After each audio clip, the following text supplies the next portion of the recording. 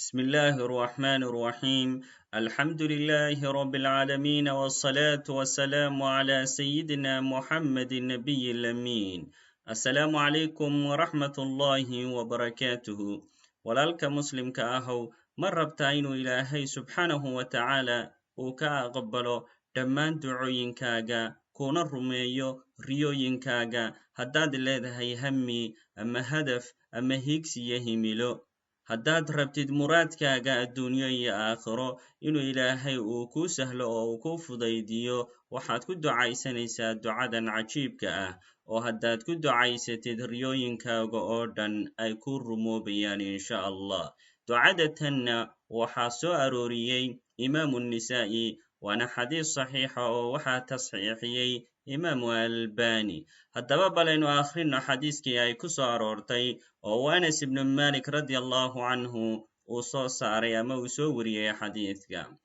can anas ibnu malik waxaa laga wariyey anas ibnu malik radiallahu canhu qaala inuu yidhi: kuntu maca rasuuliillaahi sala allahu calayhi wasalama jaalisan, waxaan ahaa mid la jooga oo la fadhiya rasuulkii ilaahay sala allahu calayhi wasalam.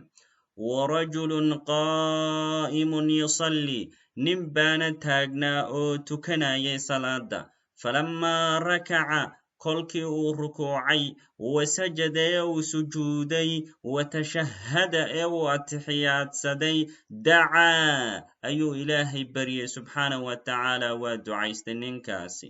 faqaala fii ducaa'ihi, wuxuu ku dhahay haddaba ducadii isagoo ku guda jira ducooyinkiisii waxaa ka mid ahaa: allaahumma innii asaluka, ilaahayow waxaan ku weydiisanayaa bianna laka alxamda, maxaa yeelay adigaaba iskale mahadda oo dhane, laa ilaaha ilaa anta, ilaah xaq lagu caabudaana ma jiro adiga mooyaane, almannaanu, allaha wax bixinta badan ee hibada badanow, badiicu samaawaati waalardi, allihii bar bilaabay ee abuuray samooyinka iyo dhulkow, isagoon meel kalena ka fiirsanin, meel kalena ka keeninow. yaa daljalaali waalikraami, allaha sharafta badanow, allaha karaamada badanow.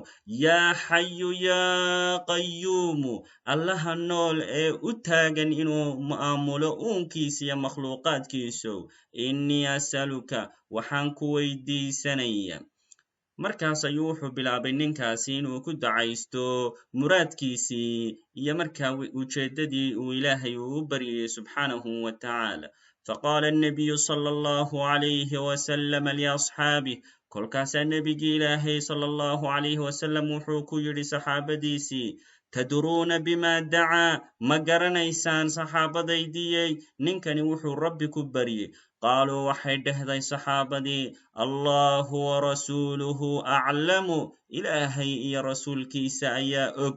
qaala wuxuu dhahay nebigu sala allahu calayhi wasalam: waaladii nafsii biyadih, waxaan ku dhaartay kay naftaydu gacantiisa ku jirte oo ah allah subxaanahu wa tacaala baan ku dhaartee, laqad xaqiiqee daca allaha biismihi alacdiim, wuxuu ilaahay ku baryey ninkaasi magacii ilaahaye weynaa, alladii idaa duciya bihi ajaab, kaas oo haddii ilaahay lagu baryo ilaahay uu ka ajiibayo ducadii, wa idaa su'ila bihi acdaa, haddii lagu weydiisto mas'alo ilaahay uu ku bixiyo weeye subxaanahu wa tacaala. subxaana allah, xadiidkan iyo ducadani waa mid cajiiba weeye, waana ammaanid la ammaanayo rabbiga weyn subxaanahu wa tacaala, isaguna uu kaaga ajiibayo ducadii aad ku baryaysay, muraadkii aad rabtayna uu rabbi ku siinayo. haddaba aynu fiirino ducadii oo si gaar ah inoogu qoran, waa tan shaashadda iminka inooga muuqata. sidoo kale waxaa inoo muuqda ayadii oo ku qoran afka soomaaliga iyo sidoo kale tarjamadeedii oo ah luuqadda afka soomaaliga. marka walaalayaal, si aad u qaybtid fadlan iga daba dheh, ilaahayna waxaynu ka baryaynaa inuu ducadeenna inaga aqbalo.